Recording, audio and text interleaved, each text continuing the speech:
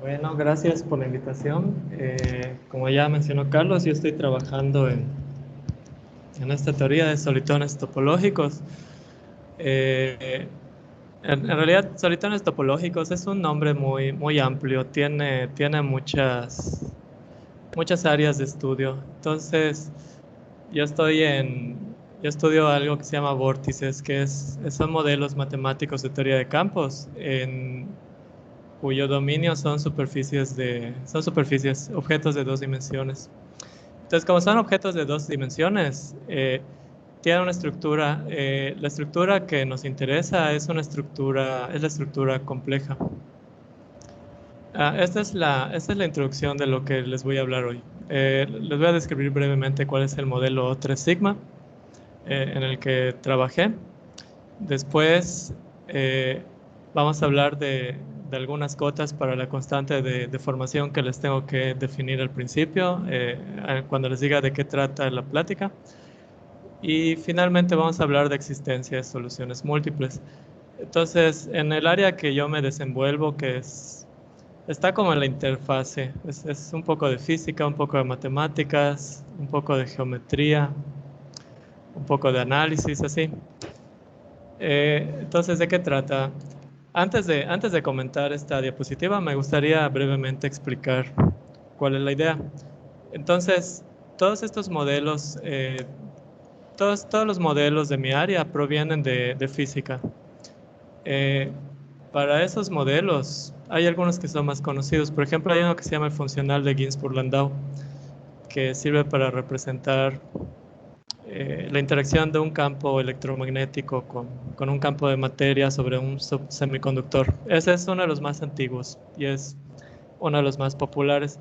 Entonces, la idea, la idea es representar estos objetos con campos escalares, campos vectoriales, pero pues llega el momento que se puede generalizar todavía un poco más y en lugar de hablar de campos vectoriales, hablamos de haces vectoriales definidos sobre superficies.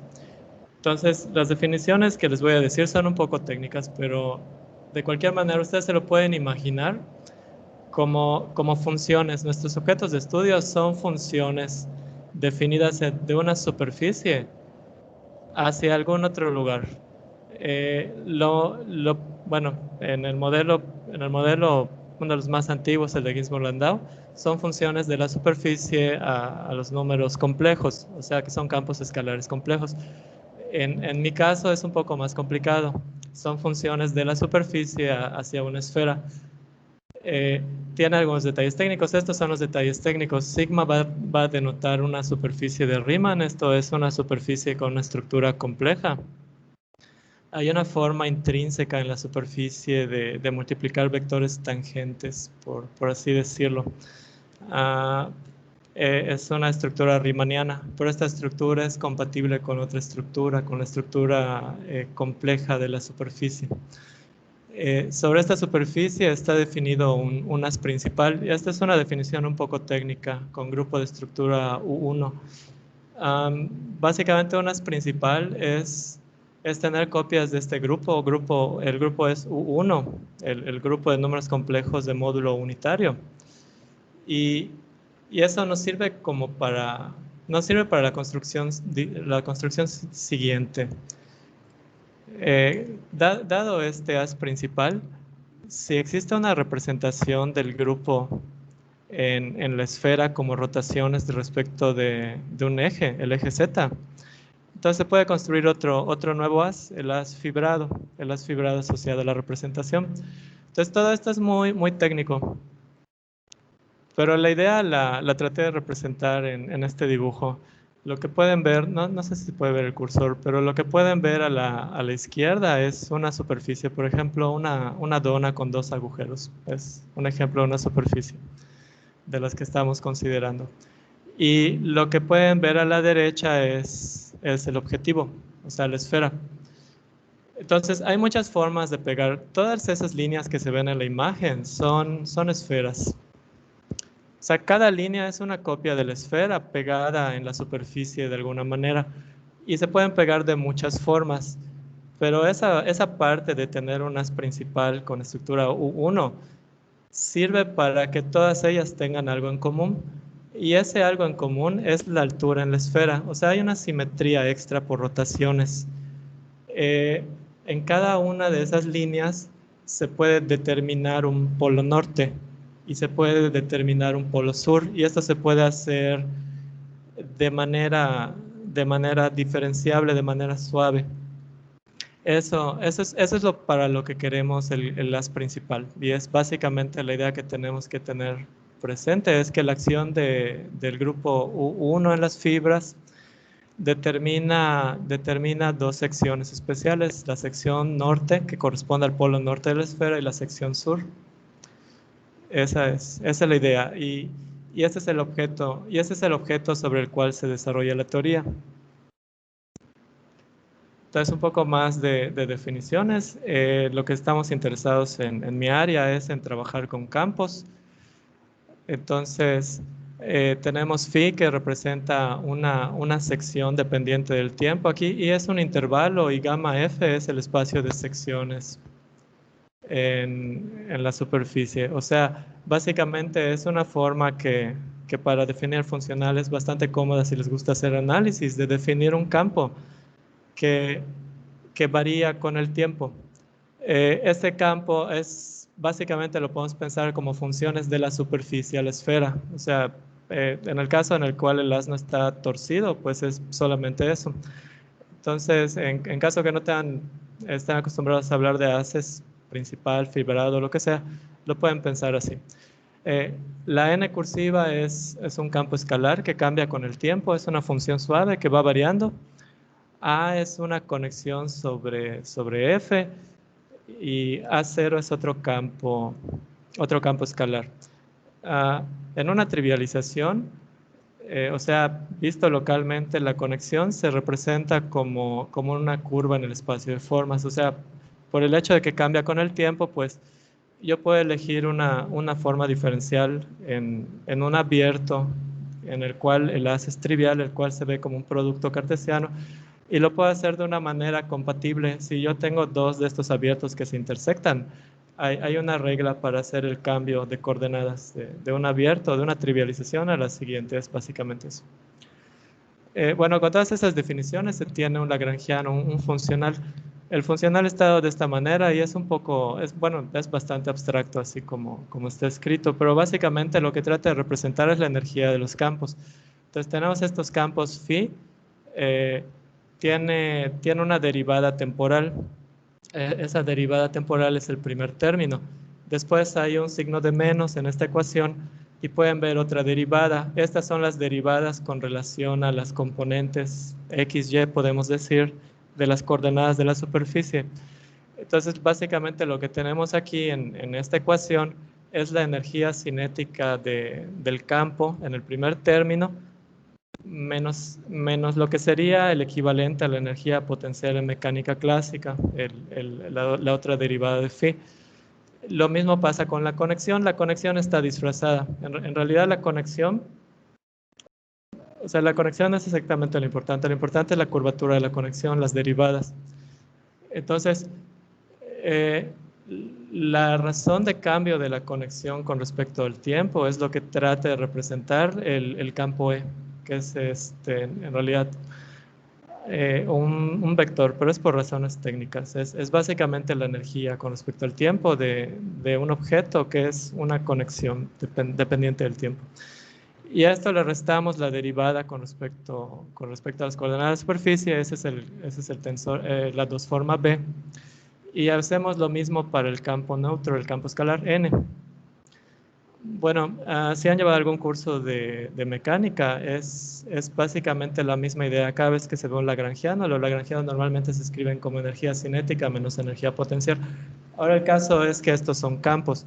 Así que lo que tenemos aquí es la norma L2, o sea, la integral del cuadrado de cada uno de estos campos. En cada uno de los espacios que les mencioné hay una métrica riemanniana con la cual calculamos estas normas. Ahora, bueno, si hacen las cuentas, se puede demostrar que la altura de la altura de cualquier campo, la componente z de la esfera, es un invariante de norma. Ese invariante de norma tiene un parámetro, ese parámetro se llama un parámetro de asimetría, rompe la simetría del objeto, ese parámetro tau, y x-phi es el campo. Ese campo representa la acción del grupo de Lie sobre el fibrado. O sea, es básicamente como se ve en el dibujo, esas flechitas rojas que rotan alrededor de la esfera. Eso sería como la órbita de la acción del grupo de rotaciones con respecto al eje Z en el objetivo, en el espacio objetivo. Y ese campo se puede retroceder, se puede jalar hacia la principal. A todo eso, a toda esa regla, ese es el modelo O3 sigma, es lo que les acabo de comentar anteriormente. Y lo que investigué es cómo se deforma con este término que se llama Chern-Simons, que básicamente representa una interacción del campo electromagnético consigo mismo. Bueno, y está puesto todo de la manera que se ve en las ecuaciones anteriores para que podamos hacer un truco, el cual se llama el truco de Bogomolny. El truco de Bogomolny consiste en lo siguiente.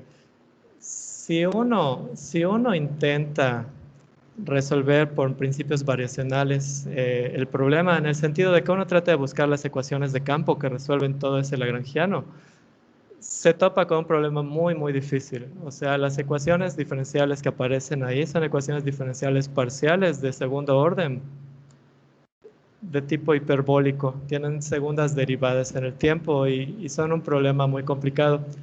Entonces, desde los años 60, a finales de los 60, a este matemático ruso Bogomolny se le ocurrió una forma de simplificar las ecuaciones. No voy a entrar en detalle de cómo se hace, pero básicamente le encontró una forma para ciertos tipos de funcionales de demostrar lo siguiente. De encontrar soluciones que minimizan la energía total del sistema. Entonces se puede demostrar que para el lagrangiano que estamos considerando, cualquier solución estacionaria, cualquier solución que no varíe con el tiempo, satisface que su energía está acotada inferiormente por la cota que se ve en la pantalla. Este número es es la energía mínima que puede tener un campo que satisface nuestras ecuaciones, las ecuaciones que queremos resolver. Pero en lugar de resolver las ecuaciones variacionales del lagrangiano, tenemos estas ecuaciones entre comillas más sencillas. Entonces eso es lo que se conoce por el truco de Bogomolny, perdón. Estas ecuaciones son ecuaciones diferenciales parciales otra vez. Tienen la ventaja de que de entrada el tiempo cuando aparece solamente en su primera derivada. Se llaman estacionarias porque la derivada en el tiempo del campo cursivo n es 0. En ese sentido es estacionario.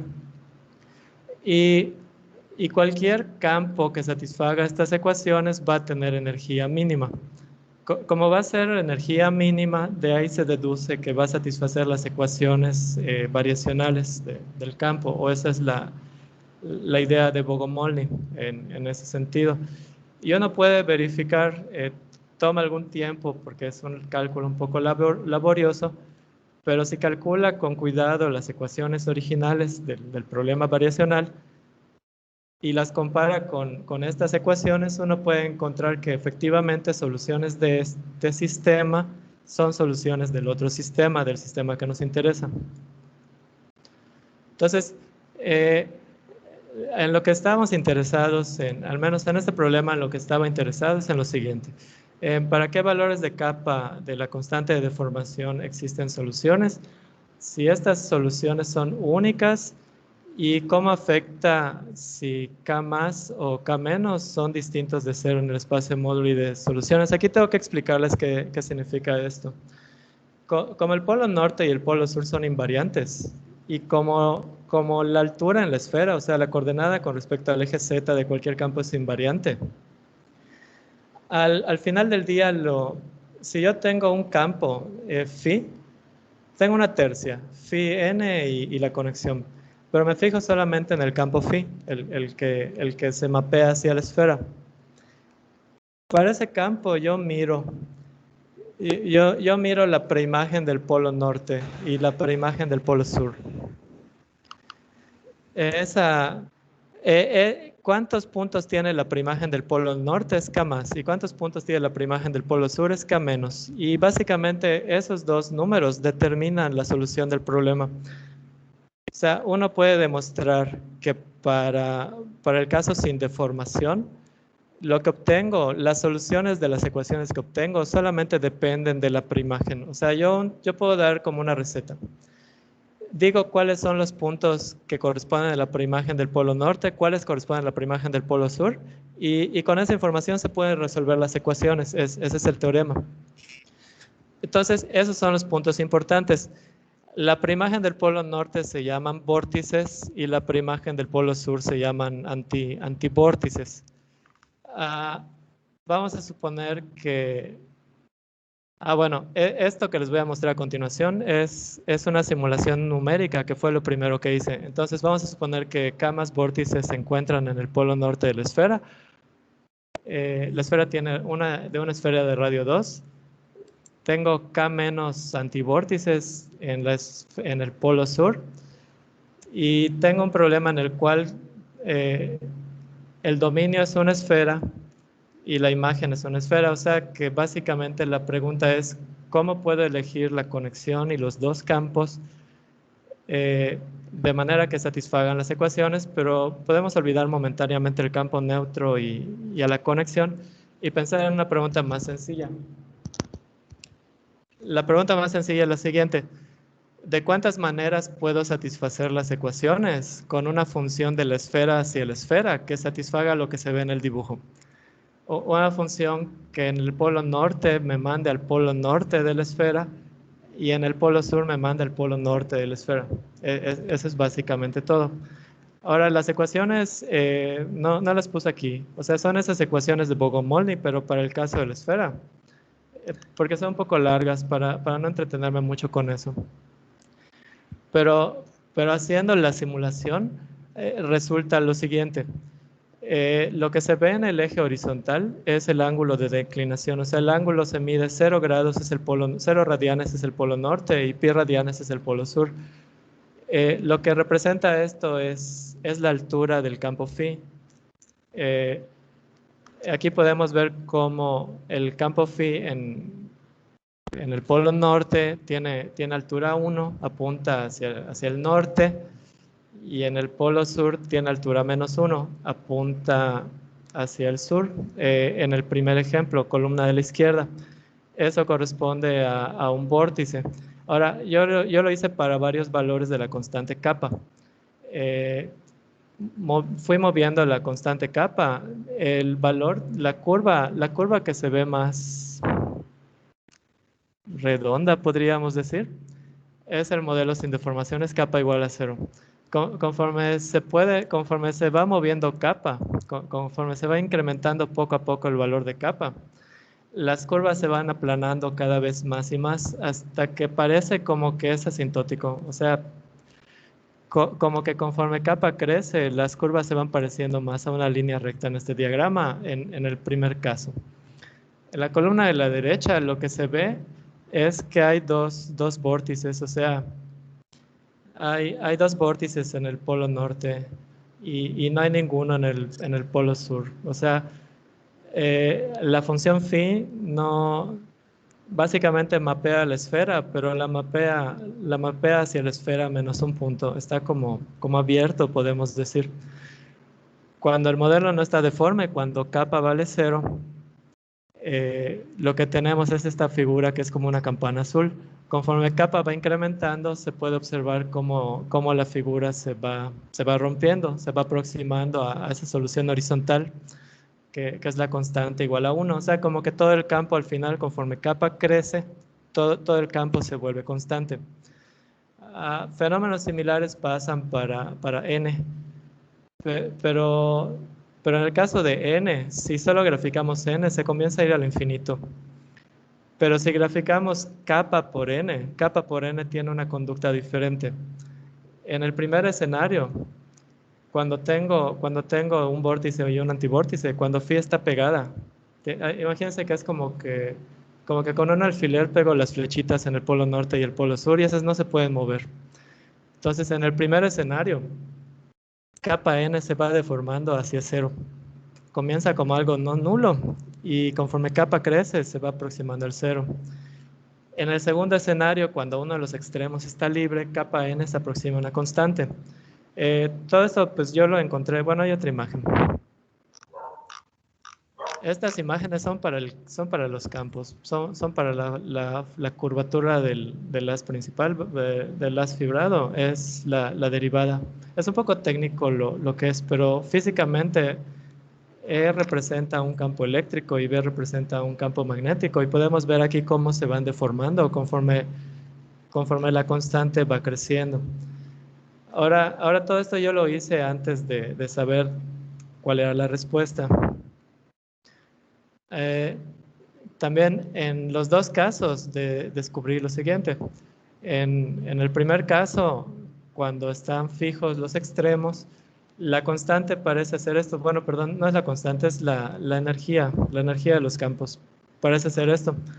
O sea, kappa crece, crece, crece y la energía como que se va volviendo constante, pero no tiene el mismo fenómeno que en el otro caso. En el caso cuando K es igual a 2 y K menos es igual a 0, en el caso en el cual solamente un extremo está fijo, hay así como que da una vuelta, como que como que hay dos soluciones por cada valor de kappa hasta cierto valor máximo de la constante. Ese es el objeto, ese es el punto.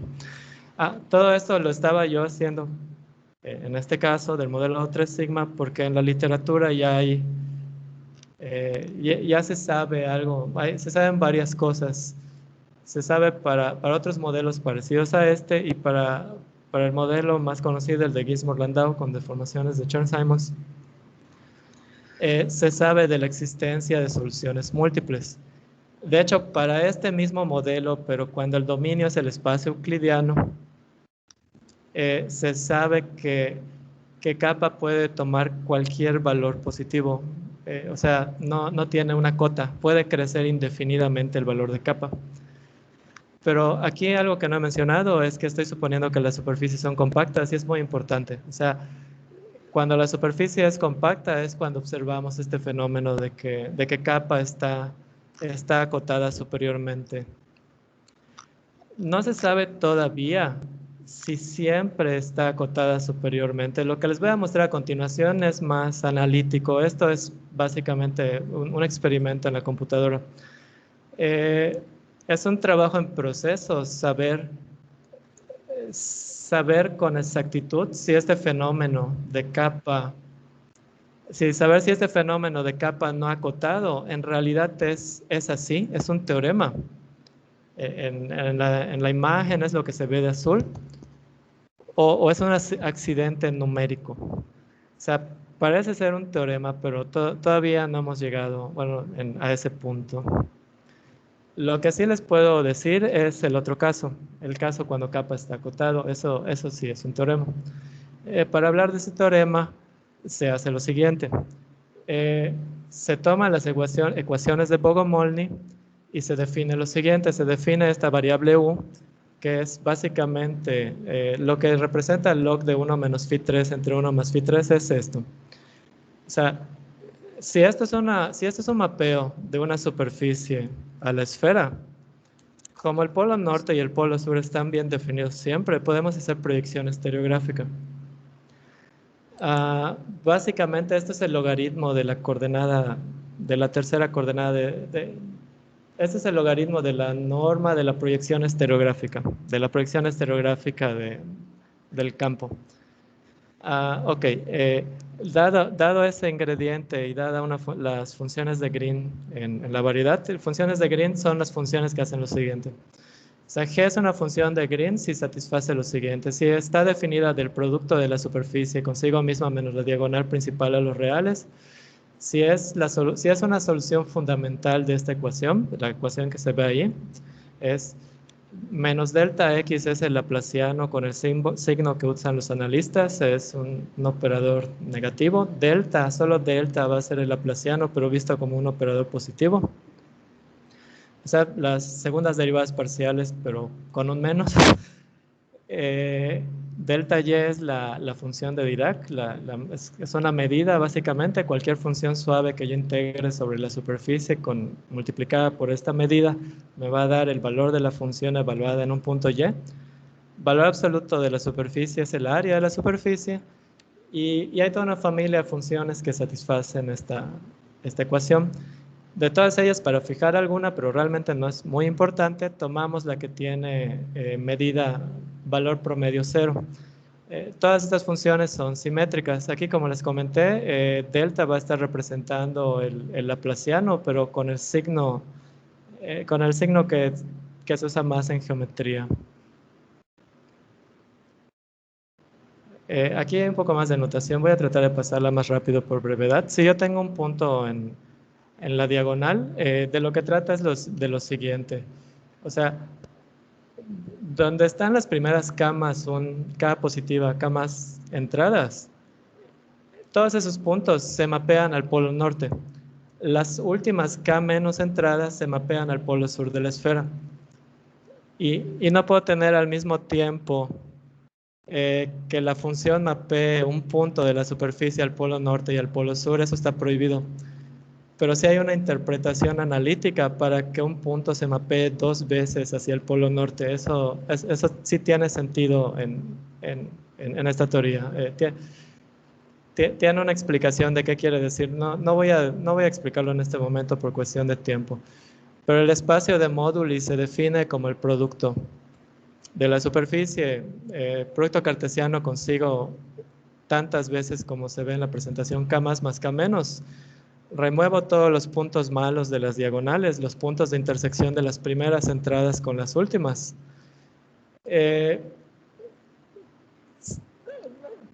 Técnicamente hablando, dos puntos iguales, por ejemplo, los dos primeros son indistinguibles, entonces se hace un cociente con relación a la acción del grupo simétrico, se permutan las entradas.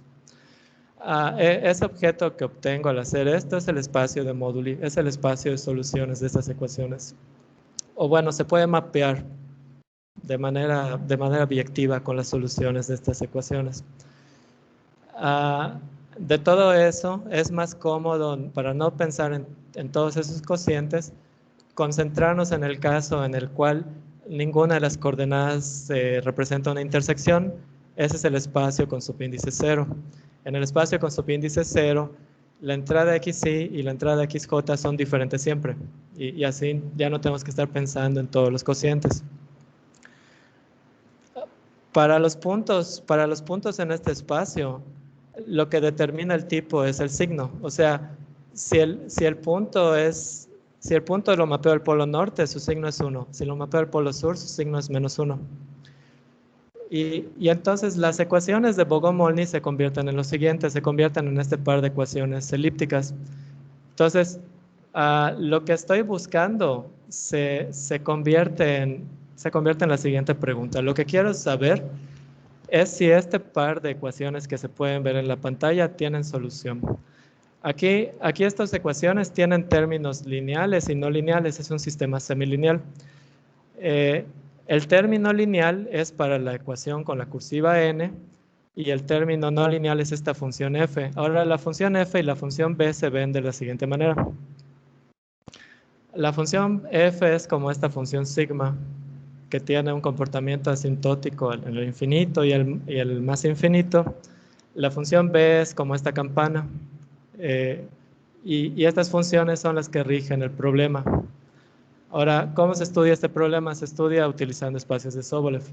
Entonces, la definición muy básica de un espacio de Sobolev es la siguiente. O sea, si yo tengo una función de prueba, una función C infinito, por ejemplo, para esta función yo calculo la norma.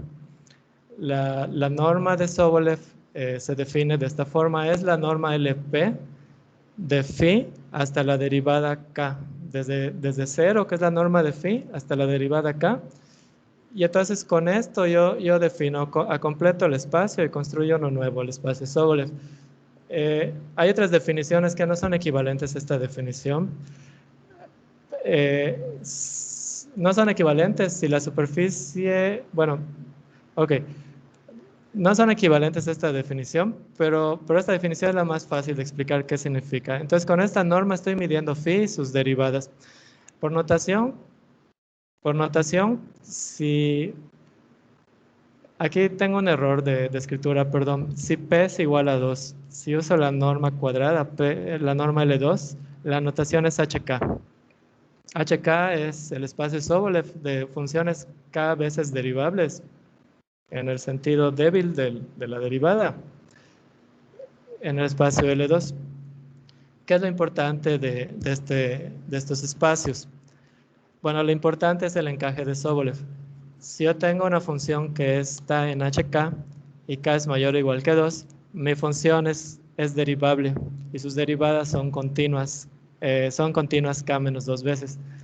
Si yo mejoro mi aproximación y en lugar de usar HK, uso WKP, o sea, en lugar de usar P igual a 2, uso P mayor que 2, la cosa mejora y la función es derivable una vez más. Ese es el encanto. El mapeo es continuo, significa que yo puedo acotar la norma del supremo de la función con la norma de Sobolev. Eso es lo que significa básicamente que el mapeo sea continuo, las desigualdades que se ven ahí.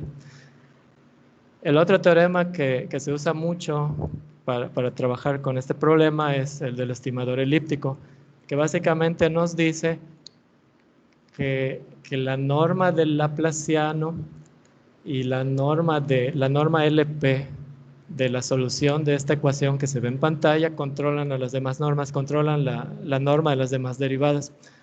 Entonces, muchos de los argumentos de las pruebas son argumentos de bootstrap, o sea, son argumentos del sentido, primero prueba que converge en este espacio. Eso implica convergencia en este espacio y eso implica convergencia en algún otro lugar en el cual lo necesites.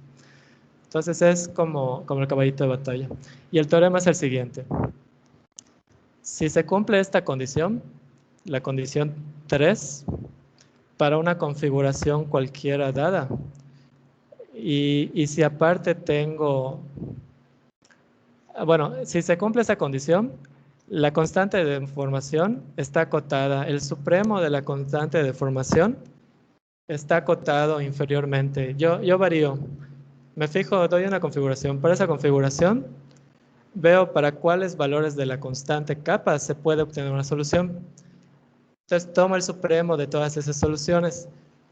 Y lo importante del teorema es que no importa qué configuración yo elegí, al final del día siempre voy a tener un valor mínimo para esa constante. Siempre va a haber algo que queda, hay así como un salto. O sea, no es cero el ínfimo. Siempre hay algo así como que mínimo que sobra. Es lo que trata de decir la parte 1. La parte 2 dice que si K más y K menos son diferentes, hay también una cota superior. Y esa cota superior está dada en términos de información del problema, del área de la superficie, de cuántos puntos positivos y negativos tenemos y de ese otro parámetro tau que estaba en las ecuaciones. Bueno, aquí que el espacio de Móduli sea incompleto hace difícil demostrar que existen cotas para capa estrella. En teoría es posible dar una expresión para la cota inferior, pero es una expresión muy larga y muy complicada. La idea de la prueba es la siguiente. En realidad, bueno, la parte lineal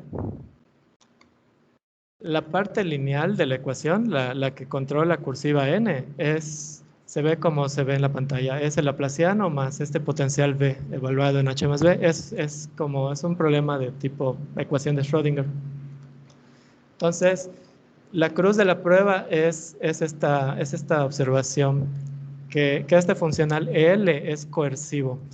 O sea, que si escribimos la ecuación diferencial como un problema integral, lo que está a la derecha es lo que resulta de ese problema y lo que está a la izquierda es la energía en el espacio H1. Y la energía es dominada por una constante alfa por la energía es dominada por el lado derecho. Eso es lo importante. Lo importante también es es que alfa es independiente de los ingredientes, es independiente de qué puntos en X elegí. Eso es lo que hace que la existencia de una constante sea, la existencia de una constante mínima sea independiente de X. Ok, entonces L depende del punto en el módulo y depende de la H que elegí en el espacio HR, pero se puede demostrar que L inversa existe de entrada, o sea, el inverso de este operador existe y el inverso de este operador está uniformemente acotado. Ahora, ¿cómo se demuestra lo que les acabo, lo que se ve numéricamente? Bueno, se demuestra de la siguiente manera, con esta técnica. Vemos las ecuaciones como un operador en este espacio de funciones y les aplicamos el teorema de la función implícita. Entonces se puede hacer un cálculo. Los cálculos, una vez que tenemos eso, son largos, pero no son complicados. O sea, realmente son muy mecánicos. Se puede calcular la derivada de este operador, de la restricción de este operador con capa fija. Entonces la derivada de este operador me da un nuevo objeto, otro operador. Para ese operador le calculamos la norma y resulta que la norma está controlada por capa y como pueden ver aquí, por la norma de n cursiva. Básicamente, escogiendo n cursiva pequeña y capa pequeña, el residuo es tan pequeño que t' es una función, es un operador invertible. Esa es la cosa. Para el problema sin deformación, ya está demostrado que el problema sin deformación tiene solución, pero ese problema corresponde a capa igual a 0 y a n igual a 0. Entonces, ese problema es, en ese caso, si yo hago capa igual a 0 y n igual a 0, la derivada es invertible, es un operador continuo invertible y se puede aplicar el teorema de la función implícita. Entonces, por el teorema de la función implícita existe una vecindad de la solución sin deformación en la cual hay una curva de soluciones que dependen de capa. Entonces, al menos en una vecindad para capa muy pequeña, siempre se puede resolver las ecuaciones. Es lo que está diciendo la prueba en esta parte. Pero con todos esos estimados, se puede hacer lo siguiente. O sea, gamma es la curva de soluciones. Siempre que le pueda aplicar el teorema de la función implícita a ese operador t que está definido previamente, se puede encontrar una solución de las ecuaciones. Entonces, una condición suficiente, más no necesaria para que esto se pueda hacer, es la que se ve en pantalla. Es que este inverso menos t' capa inversa por la parcial con respecto a capa de t exista. O sea, siempre que t' capa sea invertible, hay una forma de construir una nueva solución. Y resulta que como podemos estimar la norma de t', podemos llegar a esta conclusión. No es directo, pero al final del día, el supremo de todas las capas para las cuales se puede resolver el problema está acotado por este objeto. Por este objeto que se ve acá a la derecha. Y esta cota depende del supremo del inverso del operador. Eso está muy difícil. O sea, poder decir algo más concreto que esto es complicado porque ese objeto es no lineal. Básicamente porque es no lineal y depende de la geometría de la superficie. Bueno, para la segunda y para cortar el tiempo, una disculpa porque creo que ya me pasé un poco. Para la segunda se hace algo muy parecido. O sea, esto demuestra que existe una cota superior y una cota inferior, pero no demuestra que hay múltiples soluciones para el problema. Para estudiar cuando hay múltiples soluciones en el problema, lo que hacemos es lo siguiente. Definimos una nueva variable capa por n. Y entonces nuestras ecuaciones que teníamos anteriormente son equivalentes a estas dos. ¿Cuál es la ventaja de estas dos? Pues numéricamente sabemos que n se va al infinito en el caso que tengo k más y k menos diferentes, pero capa por n se va a 0. Entonces, sabiendo eso a priori, uno intenta demostrarlo y llega a la conclusión de que estas son las ecuaciones que lo permiten. Con estas dos ecuaciones se puede demostrar por el principio del máximo que n, esta nueva n, está acotada por estas dos constantes, 1 menos tau y 1 menos 1 más tau. Bueno, esta es básicamente la idea de la prueba. Consiste en utilizar ambas ecuaciones y el teorema de la divergencia para llegar a la cota. Posteriormente, lo que se hace para demostrar que existen múltiples soluciones en este caso es estudiar lo que pasa con los puntos límites de cualquier sucesión de soluciones. O sea, yo ya sé que tengo infinitas soluciones, ahora me pregunto qué pasa para estas soluciones si tengo sucesiones de ellas y esas sucesiones tienen constantes que tienden a cero. Porque pues mi información en la computadora muestra que hay este comportamiento con múltiples soluciones para valores pequeños de capa. Entonces, uno puede encontrar que si la sucesión con la que empecé es acotada y capa n tiende a cero, la sucesión completa converge al problema sin deformación. Aquí no puse cómo converge, pero bueno, al final del día converge uniformemente en C1. Tanto la función como sus derivadas convergen a esta solución. Si la sucesión es no acotada, depende del signo, pero básicamente se puede calcular hacia cuánto está convergiendo, que es esta constante que se veía en el ejemplo numérico. O sea, kappa por n está convergiendo a algo y ese algo es este que se ve en pantalla. La prueba es topológica, es una construcción muy bonita. Básicamente es un teorema. Un teorema que quiere decir, es ver el problema como una homotopía. Entonces, este problema de ecuaciones en realidad es una homotopía en un espacio, el espacio H2 por H2. Para este problema existe un invariante, el grado de Leroy-Schauder. Y este invariante nos permite... Esta es la hipótesis que necesitamos, que T sea un operador compacto, que la imagen de toda sucesión acotada tenga una subsucesión convergente. Y con ese operador se puede, con este operador que se ve en pantalla, se puede demostrar que phi es una homotopía en este espacio, que cuando kappa es igual a 0, tengo solamente una solución para las ecuaciones, la solución sin deformación. Sabemos por los pasos previos que hay una cota superior.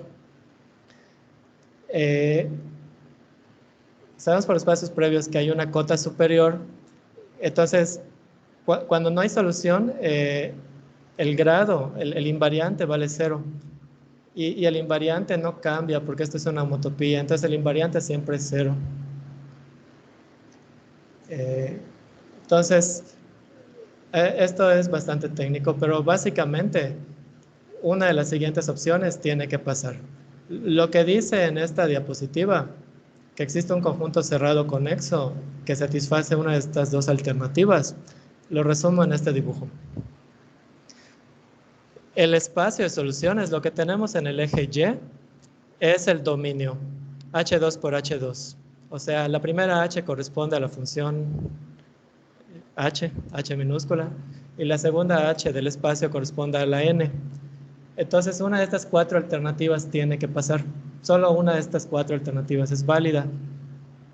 La primera no puede ser porque sabemos que la constante está acotada. La última no puede ser porque sabemos que la constante, sabemos que solo hay una solución cuando kappa es igual a 0. La tercera de arriba abajo no puede ser porque se puede calcular que si kappa está acotada inferiormente, las soluciones también están acotadas inferiormente. Al final del día lo que pasa es que tiene que ser la segunda opción. O sea, esto está demostrando que existe el punto límite que estábamos viendo, analizando.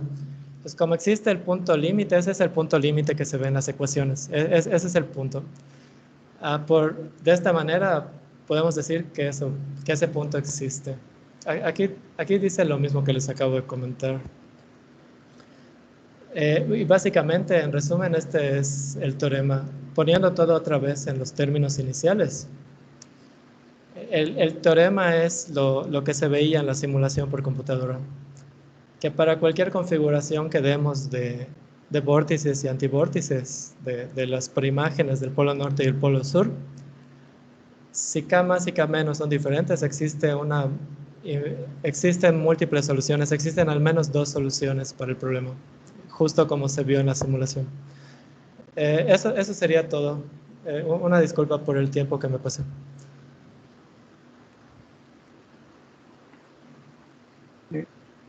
Bueno, le agradecemos a Israel por su ponencia y pasamos a las preguntas. Bueno, yo sí tengo una pregunta, Israel. Sí. Me quedó la duda, cuando decías ahí que el módulo si es incompleto, ¿a qué te refieres con eso? Bueno, porque hay una aproximación, o sea, se le puede dar una métrica al espacio de Moduli, una métrica riemanniana. Con esa métrica riemanniana el espacio es incompleto. Existen Ah, ok, curvas ok. que completan. Sí es eso. Ujú. Existen curvas que conectan en el espacio cosas que apuntan al polo norte con cosas que apuntan al polo sur de longitud finita. Y eso significa que técnicamente algo que apunta al norte y al sur se podrían estrellar. Es una singularidad de las ecuaciones.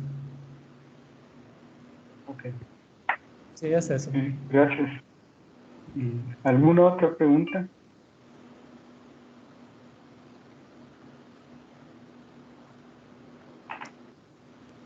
Bueno, si no tenemos otra pregunta, le agradecemos a Israel nuevamente. No sé si quieres decir algo más.